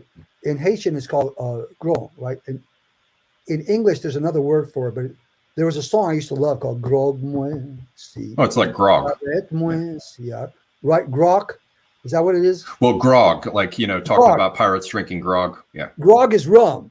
Right. And you don't realize that until you do the history of it. And grog moi, ti cigarette moi, ti allumette moi, c'est où cosmo boy. That's a patois song that I learned when I was in this band. And grog was the drink of everybody because it's easy to make. It's sugar cane. Right. I've often tried, actually, in order to create a flavor of like old sort of primitive rum. I bought like dark rum, and then I'll just stir in just a little bit of molasses to try and maybe give it something like what might have been the flavor back in the day, just a tiny bit, not to make it overpowering. Right. But they've gone to such troubles to distill it, make clear versions and the rest. I wonder what it was like when it was produced in more primitive circumstances. So to Ojuara Onateac, Yes, tobacco is still used in the rituals of Santeria in Cuba and Regla de Ocho. Absolutely. The significance is that, and you know this, Oliver, by looking at the guy that you worked with. What was the medievalist, right? With the total circle of correspondences. And eventually, Raymond Yule. right. Ramon You're the Yule. one that got burnt at the stake. Well, Yule, I think, was stoned to death by Muslims when he went on a missionary thing to North Well, Africa. that was You're talking about Giordano Bruno. Giordano Bruno, right? So this system of correspondences is operable in every system you can imagine. So the tobacco has a symbolic significance. Now, I don't want to get into the argument. Was it symbolic? Was it actual? I'm just not going to go there right now. But tobacco in lower rituals, Regla de Ocho, Santeria. Right, Pontos Riscados, Condomble, right? Yeah. And exactly, and so is Rome. Right, and you probably find it represented in the veves, the way you do like calabashes and feathers and, the different symbols that make up the ground signs. So tobacco, in the case of Santeria, would be used according to what deity, what loa, is associated with it. Right. It was mostly associated with more Chthonic. Chthonic, the earth. Yeah, the more earth. Earthly, subterranean. And more subterranean in general. And so, yes. Okay. Great question. Ohuara Onateak. Okay, so we have another one. If I'm not skipping, let me make sure I didn't skip anybody. Yeah, this is the next one is from Dagbreaker. Saying, just an easy question. I really like Buena Vista Social Club's music. Could Gerard comment on the salsa dances? And I too enjoy Mozambique sugarcane rum. Is it salsa that's from Cuba? I get so mixed up. There's so many dances. I'm glad you said that. Thank you, Dagbreaker. You just got him to drink more, Dagbreaker. All right, go on. Okay, so let's start. Well, what is salsa? Okay, salsa is nothing. Salsa is this crazy generalization that means nothing. Remember, all Afro-Cuban music is based on rhythm patterns. Right. Rhythm patterns that originated with the call of a loa, of a deity. Right, and polyrhythms having to do with the religious and festival use of drums. Is the essential part that creates, because polyrhythms are so good for trance induction, which is the whole purpose of possession of these rituals. So, the Buena Vista Club. Let's go before that. Salsa does not exist. It's just some crazy word that means Latin, Latinx. What the hell is that, right? It's like people of color. If you ask a Cuban, what does people of color mean? What kind of stupid is that really a definition of a human? All right, stay focused now. Stay focused. That's all. That's related. Come on. That's all designed simply to underscore those who have no color. Color. Come on. Okay, right. So. But you've got things like I hear about. It's a generic term for anything that is basically Latin American. Right. So specifically from Cuba, what Latin American? We have to go to what Latin American? Afro-Cuban, Puerto Rican. Sorry. If you look at salsa dancing, it's Afro-Cuban, Afro-Puerto Rican. Do Cubans acknowledge the word salsa? Well, you can go and Google this with Celia Cruz. It's just salsa doesn't exist. It's a stupid term. Right. You got things like mambo and you got cha-cha and you got rumba. Rumba, which you know from flamenco. We have the rumba. Right. Okay, so what we're saying is that the salsa in itself is a totally just basically generic term for something kind of Latin, kind of Afro-Cuban, Afro-Puerto Rican dance style. The Buena Vista Club is pre-Castro. Jazz, right? No, it's not jazz. It's gorgeous. It's beautiful. This is Cuban music, like totally Cuban. I know. We're going to have a terrible fight. I've never liked it. I mean, whatever. What, but yeah. Also jazz. No, Buena Vista Social Club. I was just man. So anyways, so Buena Vista Club is pre-Cuba, pre-Castro, absolutely Cuban music. And if you watch the documentary, you'll notice, and I forget his name, of the pianist, right? The piano players were generally extremely classically trained and extremely Afro-Cuban trained. So they made this beautiful connection between the two. The Buena Vista Club was a country club. It was a club outside of Havana. That's what the band was named. They used to play there. So when Ry Cooder came to Havana, to Cuba, he was doing some other thing, and I forget what he was there for. But right, he heard these guys playing and like carried them to stardom or whatever. Right, but he wasn't there to find them. That was an accident. And then he found them, and he realized, wow, this is the pre-Castro music, and it's absolutely beautiful. And what do you call that type of music? You just call it Cuban music? It doesn't fall more broadly into any other genre? You wouldn't call it jazz? Or No. Especially like the piece, my favorite one. You know how my brain works, right? It'll do a spasm right when I don't want it to. It'll come back to me. But one of my favorite pieces, no, it's not jazz at all. Not at all. This is not Afro-Cuban jazz. That's another genre. And so when Cooder discovered this music, he brought it to America. And guess what? You think he would tour the universities, right? No. Universities wanted nothing to do with it because it's pre-Castro. Right. They're like, shut it down. All these people had no jobs. If you watch that documentary, you'll realize. They were totally impoverished and without work, nothing, because they weren't totally like the Nova Trova of the Castro regime, which is absolute crap. So anyways, this beautiful music just went underground, and thank you, Ry Cooder, because he brought him back in. And that music is, you would not call that salsa, right? I mean, I certainly wouldn't. I don't know enough about salsa, but I just think of salsa as being the ass wagging that people do at, Latinx restaurants, because the restaurants at that point they're not even any specific place. They're just sort of a fusion of all kinds of Latin food. Salsa is a very generic, and part of it is from that, which I don't like, right? The ballroom dance kind of thing where they have the salsa. Well, I've seen a few of them who have good shoulder posture and chest presentation and stuff, but then the ass starts wagging, and you're like, well, the ass wagging is really good. What are you talking about? Not on men, yeah. No, not on men. Right. Okay. Well, let's jump on to. I can be with you there. So the salsa dance, just to answer his question, that's not really a genre. It's become a kind of overlay for anything Latin, but it's not really music because it's not rooted in a particular rhythm pattern. So I'm very glad that you asked that question, Mr. Dogbreaker. And Mozambique sugarcane run, that's interesting. Because you know that in Mozambique, if I'm not mistaken, the song de las Palomas is a wedding song there. I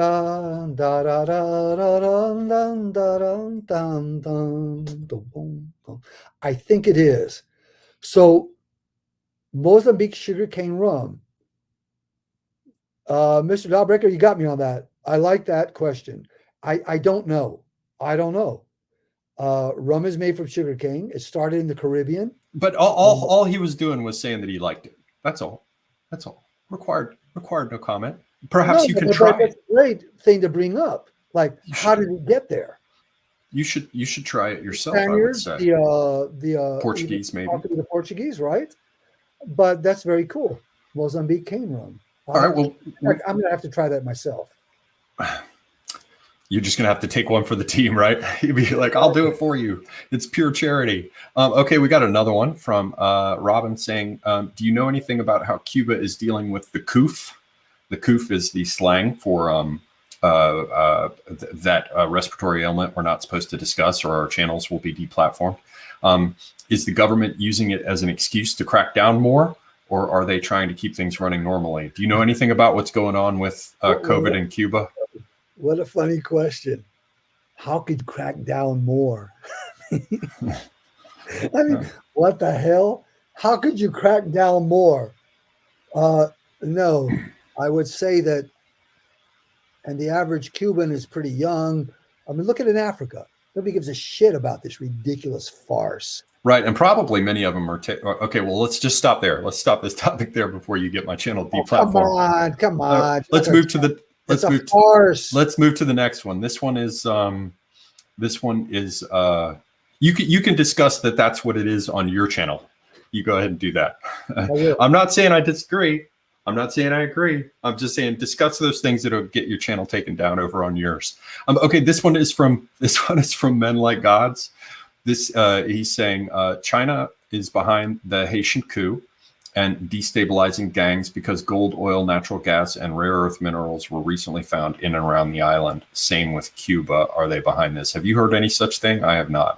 No, but remember that even in the Vietnam conflict, people brought that up as saying, oh my God, there's offshore oil in Vietnam. And that's what that war is about. I don't want to disagree with this fellow. He could be right.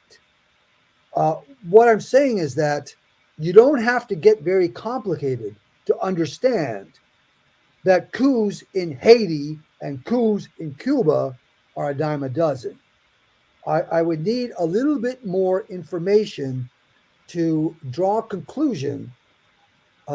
Is China about some new thing about resources? What is China not behind? I don't mean that in a bad way or a good way. I'm just saying, China, we better wake up. This country is formidable. And they're led by a regime that is determined to make their presence on this planet known. And I have to tell you, my experiences with my company, Aurora Smart Bikes, it's been very good. The Chinese are good at what they do. And we have to take them seriously precisely because of that. They're really good at everything they do. I've worked with LED strips. I've worked with batteries. I've worked with injection molding, right? Injection, a lot of different areas with the Chinese. And I've come away saying, damn, these people are good. It's not just that they're cheap, because that's not good enough. If you're cheap and you're terrible, who cares? They're not just more inexpensive, people. You need to understand this. They're excellent. When I was designing a battery for my Aurora Bright bikes, I would get these printouts from them. Here's what we recommend. All of the data. Here's are the possibilities. They would give me a printout that I could look at and just analyze. Okay, if I want the battery this size and this many amps, blah, blah, blah, I should choose this. If I want this, I hadn't paid them a cent so far. They were just doing this, counting on my business. And it was absolutely excellent. Yeah, I'll take it. They're formidable and they should be taken seriously. Yes, I agree on that. And we need to take them seriously, but also admire what they're good at.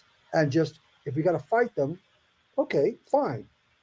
We claim our territory and we say you can't go beyond this, and we're going to fight you here. But let's not denigrate the Chinese, because they're brilliant people. Right. So in this case, yeah, they should be taken seriously, for sure. But be involved in Cuba and Haiti. I would say they have bigger fish to fry, but maybe. Right. But again, I have to emphasize, you don't need a Chinese influencer to spark a huge protest in Cuba against their shit-ass regime. You don't have to have a Chinese instigator to get somebody assassinated in Haiti. That's just my take on it. All right, excellent, and thank you. Well, let me see how many questions. This one looks like other than Fiend J saying that ass wagging is a fuck up in ballroom. It's a hip movement, damn it. He's an old channel friend, and I agree with him. We saw that in flamenco, right? It's one thing to do a nice tango when a male does it, but when the male starts ragging his ass, it's just come on. I don't like it. I don't like it. Yeah. Regressive, but I don't like it. Yeah. So okay, let's jump over. When the woman does it, I like it. Okay, so Choc Guzel. Çok güzel. Çok, Did I not say çok güzel? That's what I meant. Gu. It's like a umlaut U in German. Çok güzel. Popon. Pom-pom. But not like pom-pom. You say popon. I said popon. Oh, now you say it like French. Popon. Popon. Çok güzel. Popon. Çok. Fuck, now I'm fucking up my Turkish. Popon. Çok güzel. Oh, yeah. Just so that your listeners notice this. Yeah, that means I have some good Turkish friends. I put them on the phone with Oliver one day on my cell phone. And when I came back, they said, damn. Yeah, but that was, Turkish. I'm out of practice now. Whatever. It's terrible. And they no, said, I am. This Turkish is like really high class, good Turkish. Just so well, you know. I had the accent from Istanbul, so you know, it said "Çay ister misiniz beyefendi?" Well, I don't know. These people were from Istanbul. No, these people were all from Istanbul too. Oh well, they were also trying to be nice. So anyway, no, they were not. What yes, they said was, "Damn, this guy speaks Turkish very well." Well, hopefully I will have an opportunity to use it again, and it won't all disappear. I thank you for that, Gerard. Okay, so here I think is our last question, my friend. Let us see. Yeah, you're working your way through it, Big Daddy. It's small increments. I mean, don't get exaggerated, okay? No, I would not indeed. And I enjoy my tasty beverages as well. I ain't talking any kind of nonsense about that. Okay. Where'd it go? Passing Fiend J. Where is it? It's somewhere around here. There it is, from Robin Watertree. And I think this is a good closing question anyway, because I think you can speak, you certainly know the answer to this question, I would say, from exposure to your family and their experiences. What do Cubans actually want from their government besides not being oppressed? Well, I mean, I understand her question. Very nice question. But we could go back to our own revolution. What did we want besides not being oppressed? Well, we didn't know, frankly. All right. We didn't want to be oppressed, first of all. Then we'll figure it out. So the Constitution actually came later, not before. So when you say, what do the Cubans want besides being oppressed? Well, at this point, nothing. They want to get the hell out of under this fist that is controlling them and oppressing them and beating them into the ground. That's number one. What do they want afterwards? I can say with pretty good, again, based on my heritage, my family, they want a democratic, capitalistic system. Absolutely. They want freedom, they want democracy, and they want capitalism.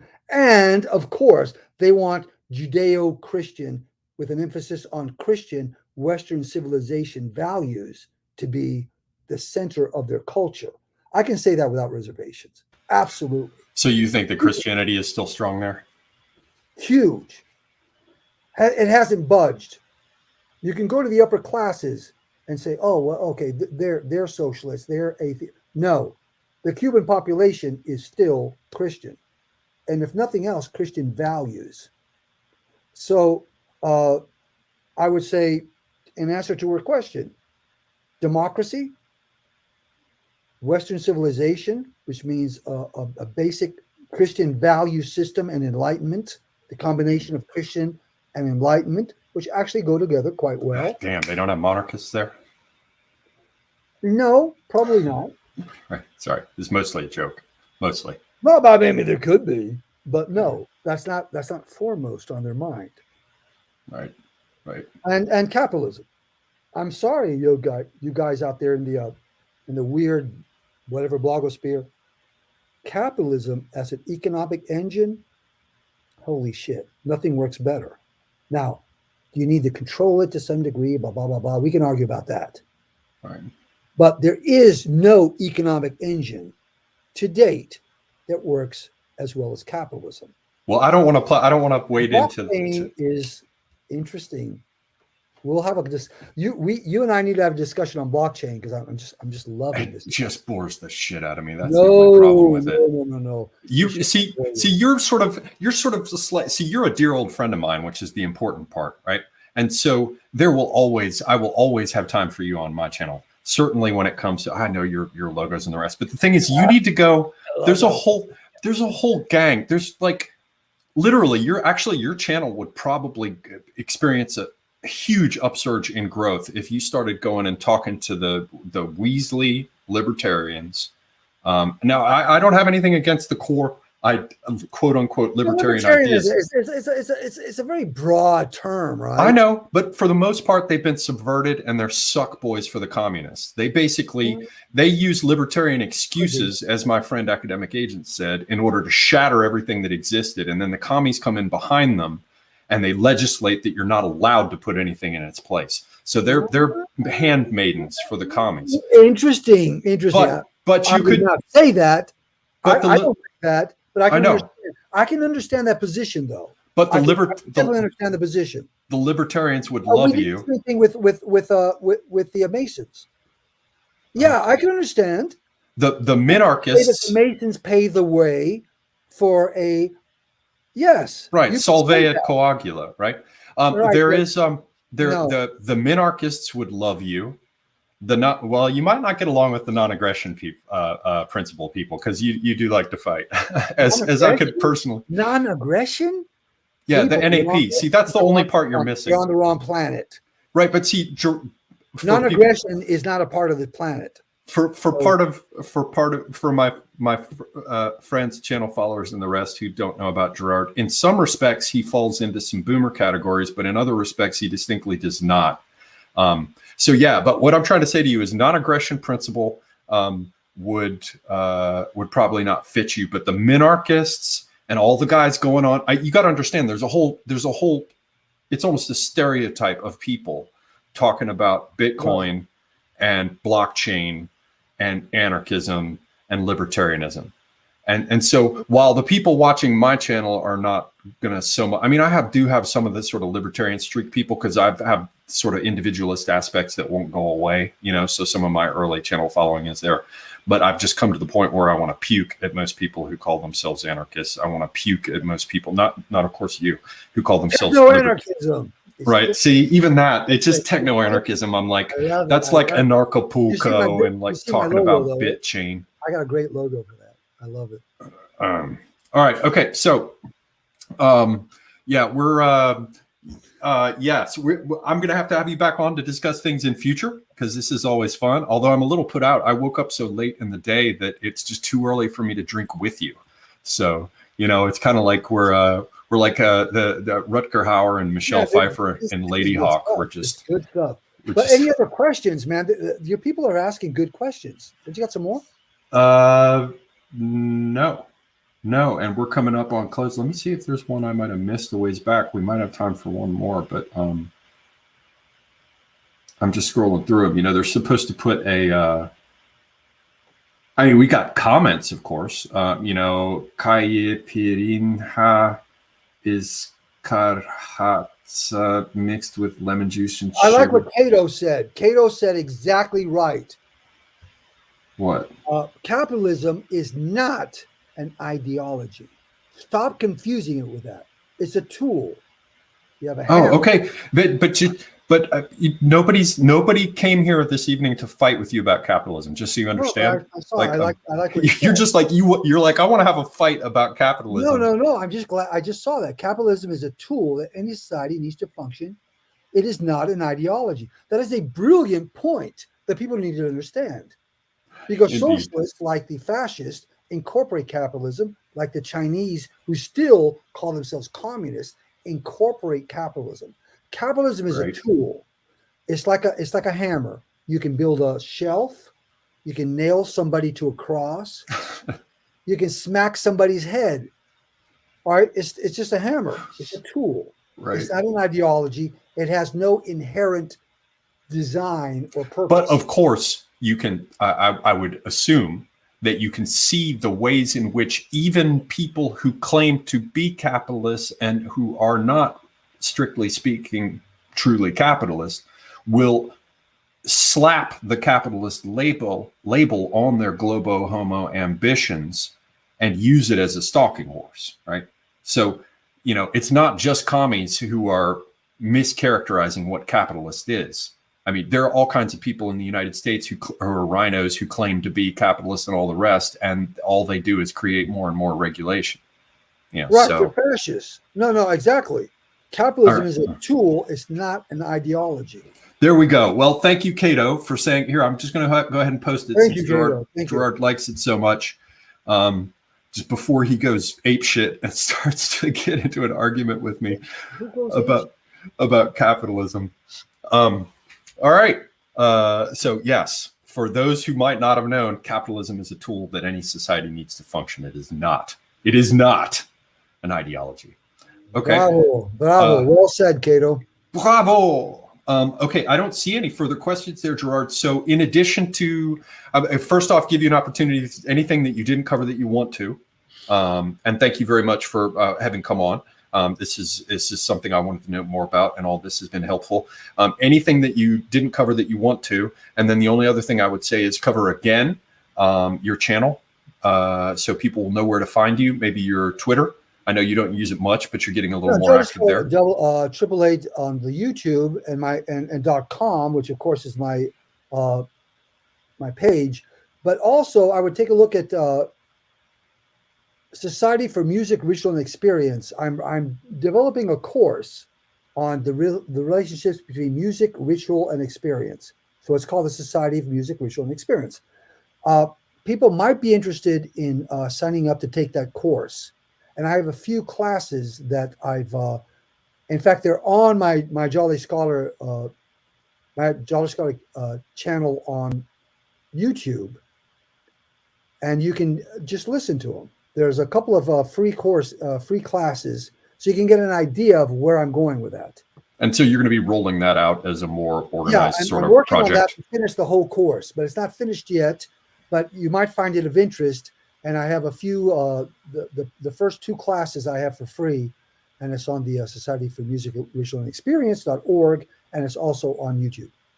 And what's all this business that you just to throw in another shameless plug for you? What's all this business you mentioned about Bright Bikes? Of course, I know, but is that anything? Company, Aurora Bright Bikes. I've gone through, I have 6 patents, 6 different prototypes.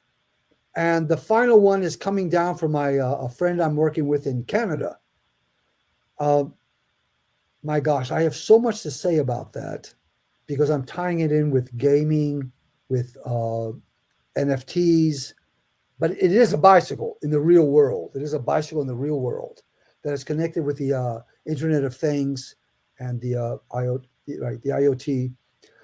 And the whole business of the fact that it glows and has programmable colors and patterns. I mean, let's not miss that. Right. Well, that's the basic. Right. But that's it's. Well, you didn't mention to anybody what it was, so I figured you should kind of maybe cover that. That is transparent, and you can program all the lighting within it. So there we go. So yeah, the bike itself is AuroraBrightBikes.com. AuroraBrightBikes.com. You'll see them. And okay, cool. They're 3D printed parts. We have an app that does all kinds of cool stuff, and I'm integrating it into the Internet of Things, blockchain, NFT, and a whole lot of it. The maker movement, anarchism. Yeah, see, total. I'm telling you, there's a whole slot for you, man. And we're I'm having a lot of fun with it. I have to admit, I'm having a lot of fun with it. Hell yeah. I expect one. So the next bike that's going to be, I think, is going to be the final product. Is coming in I would say a month, maybe 2, and maybe we can do a show on, do a program on that. But hopefully this is the final prototype because I've done a number of prototypes. Oh yeah, I've seen the nature of prototypes, and if you've watched Elon Musk and his SpaceX, they can screw up spectacularly. Yeah, well, you've been fighting. It's like a process. There's nothing like a rocket ship blowing up. Yeah, I remember seeing the Challenger blow up live on TV as a kid. Exactly, and there's nothing like a bicycle that just that breaks when you're trying to pitch an investor, right? Right.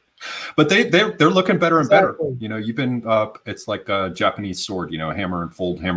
You've been tuning it up and getting it better and better. So no, we're getting better, and like I said, we have an app. We have 5 patents. The 6th one is pending.